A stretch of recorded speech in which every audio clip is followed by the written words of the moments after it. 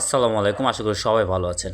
আপনারা যারা নতুন পাঠাও পার্সেলে কাজ করবেন বলে ভাবছেন, আপনাদেরকে বলবো আজকের এই ভিডিওটি আপনাদের জন্য খুব বেশি ইম্পর্ট্যান্ট। ভিডিওটি শুরু থেকে শেষ পর্যন্ত মনোযোগ সহকারে দেখতে থাকুন।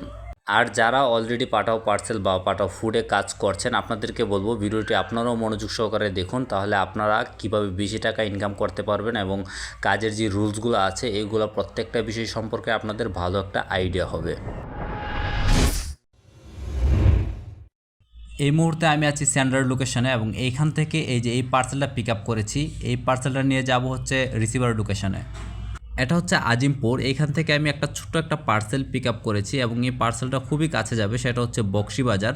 তো এই পার্সেলে কত টাকা পেলাম এবং কতটুকু সময় লাগবে প্লাস কত কিলোমিটার আমি গেলাম, এটা আমি ভিডিও শেষে আপনাদের সাথে শেয়ার করব। তো পার্সেলটা নিয়ে যেতে যেতে আপনাদের সাথে কিছু কথা শেয়ার করি। আপনারা যারা নতুন পাঠাও পার্সেলে জয়েন করবেন বা কাজ করবেন বলে ভাবছেন, আজকের ভিডিওতে আমি আপনাদের সাথে এমন কয়েকটি বিষয় শেয়ার করব যে বিষয়গুলো আসলে আপনাদের জন্য জানা খুব বেশি জরুরি।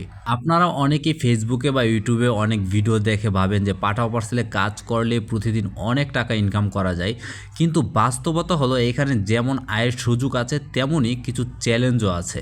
তাই কাজ শুরু করার আগে কয়েকটি বিষয় আপনাদের জানা খুব বেশি জরুরি।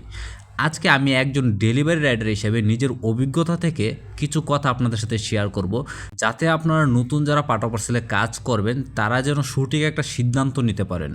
চলুন শুরুতেই জেনে নিই পাঠাও পার্সেলের কাজটা আসলে কী। পাঠাও পার্সেলের কাজটা হচ্ছে আপনি অ্যাপের মাধ্যমে একটা অর্ডার গ্রহণ করবেন, নির্দিষ্ট লোকেশন থেকে পার্সেলটাকে সংগ্রহ করবেন, অর্থাৎ সেন্টারের কাছ থেকে আপনি ম্যাপ ধরে গিয়ে ওনার কাছ থেকে পার্সেলটা সংগ্রহ করবেন। করার পর এই সেন্টার যার কাছে পার্সেলটা পাঠাবে আপনি ঠিক ওই রিসিভার লোকেশনে গিয়ে পার্সেলটা পৌঁছে দিবেন।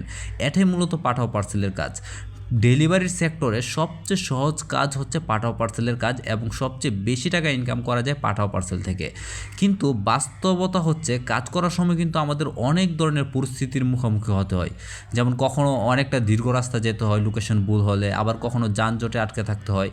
ঢাকা শহরে যদিও অতটা যানজট সাইকেলে পায় না, তারপরও মোটামুটি মাঝে মধ্যে পরিস্থিতিতে পড়তে হয়। আবার কখনো হয় সেন্ডার বা রিসিভারের সঙ্গে যোগাযোগ করতে সমস্যা হয়ে যায়, তারা অনেক সময় ফোন পিক করে না। তো এটা সবসময় হয় না, মাঝে মধ্যে এই সমস্যাগুলো হয়। তো এটা শুধু পাঠাও পার্সেল না, যে কোনো সেক্টরে কাজ করেন এই সমস্যাগুলো কিন্তু, এই বেসিক সমস্যাগুলো কিন্তু হয়ে থাকে। তো পাঠাও পার্সেলে এই সমস্যাগুলো হলে আপনাকে কিভাবে সলভ করতে হবে বা সমাধানটা আসলে কি, এই বিষয়গুলো নিয়ে আমি আস্তে আস্তে ধীরে ধীরে আপনাদেরকে ভিডিও দিব।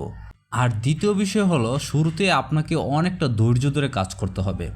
এই কাজটার মধ্যে আপনার প্রচুর পরিমাণ ধৈর্য থাকা লাগবে। নতুন অবস্থায় আপনি যদি হতাশ হয়ে যান তাহলে এই কাজটা দিয়ে আপনি সাকসেস হতে পারবেন না বা বেশি টাকা ইনকাম করতে পারবেন না।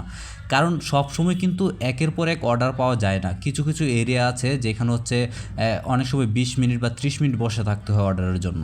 আবার এমন এরিয়া আছে যেখানে গেলে হচ্ছে আপনি একের পর এক রিকোয়েস্ট পাবেন। তো আপনাকে আস্তে আস্তে আপনার যতটুকু আপনি কাজ করবেন আস্তে আস্তে বুঝবেন, শিখবেন, তারপর গিয়ে আপনি বেশি বেশি টাকা ইনকাম করতে পারবেন পাঠাও পার্সেল থেকে।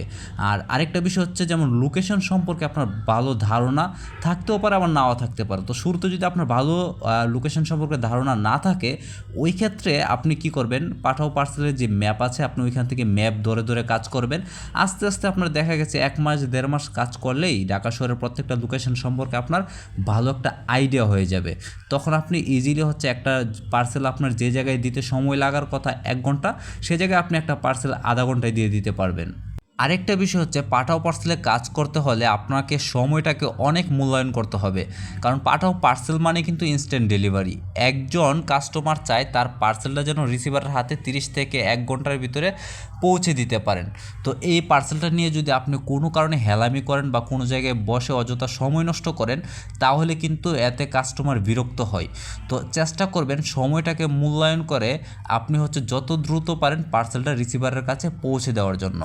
তবে হ্যাঁ, এত আবার তাড়াহুড়া করবেন না, যাতে করে হচ্ছে আপনার কোনো একটা দুর্ঘটনা ঘটতে পারে বা পার্সেলটা আপনার হাত থেকে পুরো নষ্ট হয়ে যেতে পারে। তো পার্সেলটা নিয়ে রিসিভার লোকেশনের কাছাকাছি চলে আসছি, বাকি কথা পার্সেলটা দেওয়ার পর আপনাদের সাথে শেয়ার করব।